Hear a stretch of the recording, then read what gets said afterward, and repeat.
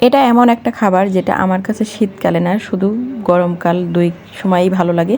অনেকের কাছে কিন্তু মনে হয় যে শীতকালে এটা বেশি ভালো লাগে, আমার কাছে দুই সময়ই ভালো লাগে, মাঝে মধ্যে হলে, সব সময় না। তো এখানে আমি রান্নার জন্য কিন্তু যে মশলাটা কষে নিয়েছি, এটা কিন্তু কালারটা অনেক সুন্দর আসছে। আর এটা হলো হাঁসের মাংস রান্না করব। তো কি হাঁসের মাংস দেখি বলতে পারেন কেমন। তো এখানে আমি কিন্তু দিয়ে দিয়েছি অলরেডি, আর দেখেই অনেকটা বোঝা যাচ্ছিল এটা হলো রাজহাঁসের মাংস। তো এটা যখন আমি ফেনীর বাসাতে থাকতাম সে সময়কার একটা ভিডিও, তো এটা আপলোড করা হয়নি, তো আজকে ভাবলাম দিয়ে দিই। আর কিছু এখানে আলু নিয়ে নিয়েছি।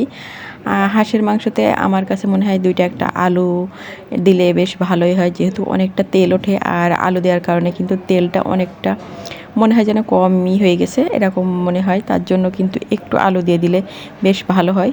তো এখানে আমি বেশ কিছুক্ষণ কষিয়ে নিব, নেওয়ার পরে তারপরে হলো আলু দিয়ে দিব, রান্নাটা কমপ্লিট করে নিব। আর যেদিন মাংসর আইটেম হয় আমার রান্না করতে বেশি ভালো লাগে, কারণ আমার কাছে মনে হয় সব থেকে মাংস রান্নাটাই বেশি সহজ।